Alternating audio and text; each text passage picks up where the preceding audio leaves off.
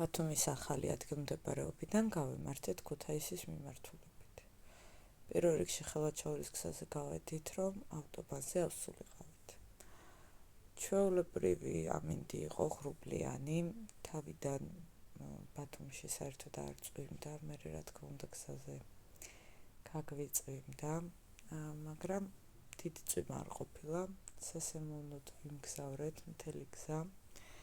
ეხლა ხედავთ ამ პატარა ქუჩებს, რომელზეც თუ ზაფხულის ვიდეოებს ნახავთ, სარემონტო სამუშაოები იყო ადრე და საკმაოდ ჭირდა მოძრაობა ზაფხულში. მაშინ პირველად Google-ის რუკამ გვირჩია ამ გზით წასვლა.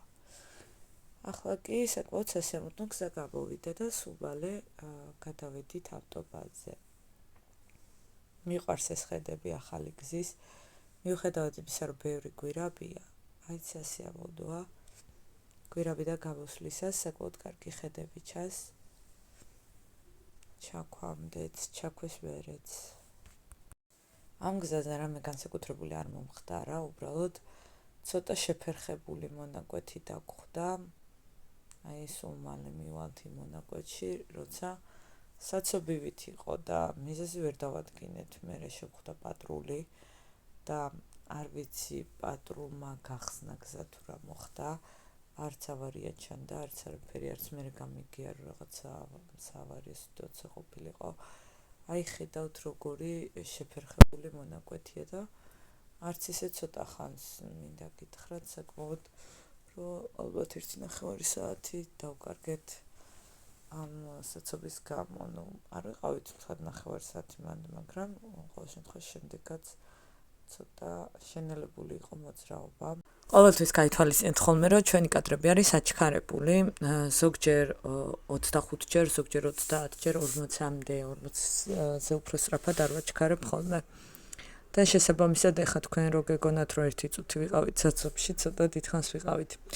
რაც შეეხება ამ ტრასას, ზოგადად აქ ქობულეთის შემოვლეთზე არის ხოლმე ხშირად ავარიები და ერთი კარგი სიახლე რაც გქონდა ის არის, რომ სიჩქარის შეზღუდვა დაემატა.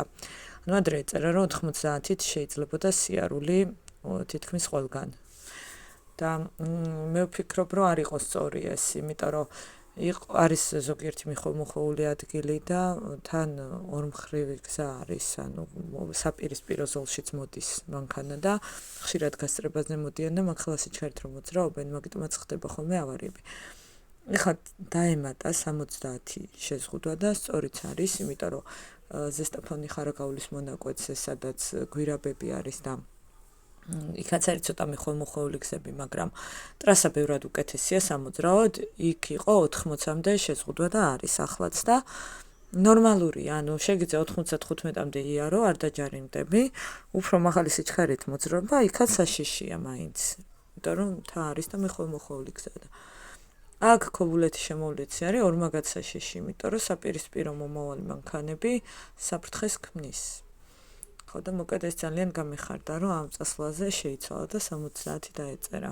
ანუ მაქსიმალური სიჩქარე როგორც შეგიძლია რომ იარო არის 85 და მაგ სიჩქარის პირობებში იმდენი შემთხვევა არ მოხდება. როგორც ხედავთ გაწვიმდა, მაგრამ სუბუქი წვიმა იყო მთელი გზა. მერე აქ გავიარეთ მთელი ეს მაგისტრალი. მცირე კადრები არის გამორჩენილი, იმიტომ რომ ცოტა გვიან ავაწყო ეს ვიდეო და რაღაც შუალედში ავაწყო და რამდენიმე დაიკარგა, თუმცა ძირითადი სურათი ჩანს და ეს შემოდგომის ხედები მაგისტრალიდანაც და ძველი გზიდანაც ჩანდა მეტნაკლებად. მერე სხვა სეზონზე კიდე დავდებთ რა თქმა უნდა და თან ალბათ სრულად რომ მაგისტრალი იქნება გურიაშიც, საინტერესო იქნება. ეხლა უკვე ქუთაისს ვუახლოვდებით, უბრალოდ გავჩერდით რომ რაღაცა შეკვეთას ვაკეთებდით. და აი ესე ქუთაისის გზაზე ვართ, ანუ მაგისტრალზე აღარ ვართ და თვითონ ქუთაისის კადრებიც არის ძალიან ლამაზი. მეორე ვიდეოს დავდეთ ცოტა ხანში ქუთაისი თბილისის მიმართულებით და იქაც არის ქალაქის ლამაზი კადრები, აი ძველი ქუთაისის ნაწილი, ხიდზე გადასვლა. აი ესეთი ცოტათი წვიმიანი დღე დაგხვდა ქუთაისში. ზოგადად ძალიან ლამაზი ქალაქი, იმიტომ რომ იმ ხელა კორპუსები არ არის როგორც ბათუმში.